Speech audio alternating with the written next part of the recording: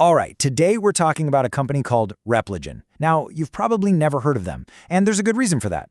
They don't make the flashy, headline-grabbing drugs. No, they make the essential tools, the behind-the-scenes equipment that the entire biotech industry absolutely depends on. And we're going to find out why that might be an even smarter place to be. So to really get Repligen, you first have to understand the picks and shovel strategy. Think back to the gold rushes in the 1800s. You know, the surest way to get rich wasn't actually finding gold. That was a long shot. The surest bet was selling the picks, the shovels, and the blue jeans to every single prospector out there. Well, Repligen is doing that exact same thing, but for today's biotech gold rush. So here's the thesis, and from an investor's point of view, this is the whole ballgame. Repligen's success isn't tied to whether one specific company's cancer drug gets approved. Instead, they win based on the sheer volume of research and manufacturing happening everywhere. It's a bet on the entire industry's activity, not the risky all-or-nothing outcome of a single drug trial. So here's how we're going to break it down. First, we'll look at the massive gold rush that's happening right now. Then, we'll get into their very clever razors and blades business model. After that, we'll peek inside their product lineup, see what's fueling their growth, and finally, we'll weigh the bull case against the bear case. Okay, first up, the biologics gold rush. To really appreciate why selling the tools is such a great idea, you have to understand just how enormous this opportunity is. And I mean, the numbers here are just mind-boggling.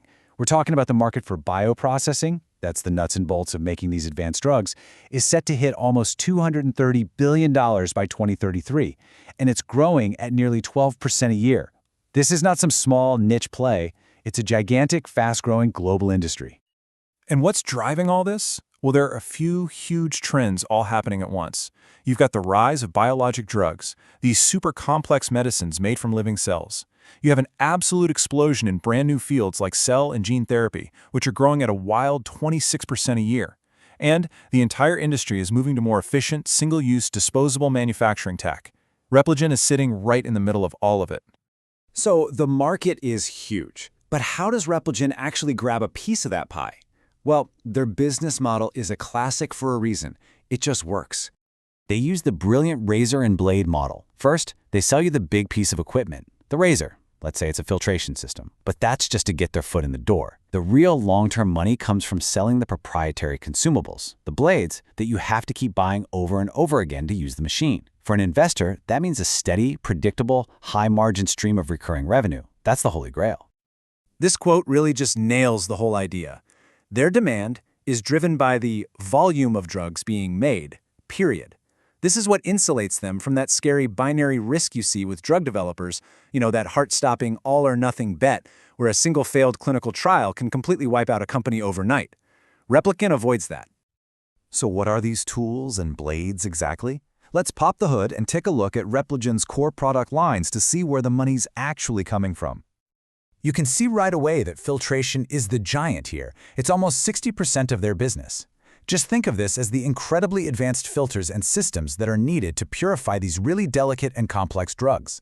Then you have chromatography and proteins, which are other key steps in that same purification process. Now here's a stat that, if you're an investor, should make your ears perk up.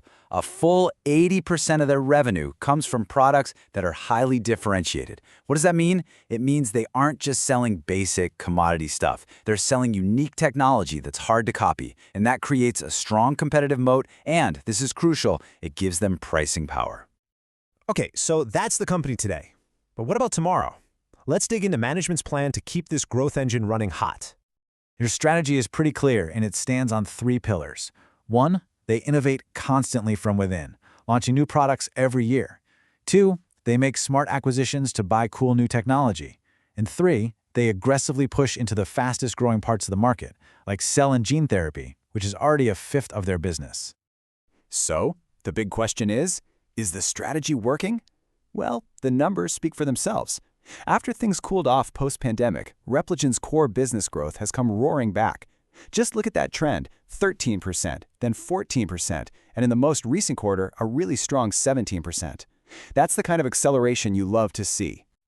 But this right here, this might be the most powerful signal of all. For 2 years straight, 8 quarters in a row, customer orders have been growing even faster than their sales. It's called a positive book-to-bill. It basically means their backlog is growing, and that gives them fantastic visibility into future revenue. It's a huge sign that demand is rock solid. Of course, it's not all sunshine and rainbows. No investment is a guaranteed win. So, to be fair, we have to take a balanced look and weigh the potential rewards against the very real risks. So, wrapping up the bull case, it's pretty simple.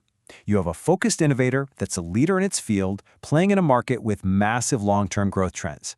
Their own growth is speeding back up, their order book is strong, and their acquisition strategy seems to be working. But then you have the bear case, and you have to take these seriously.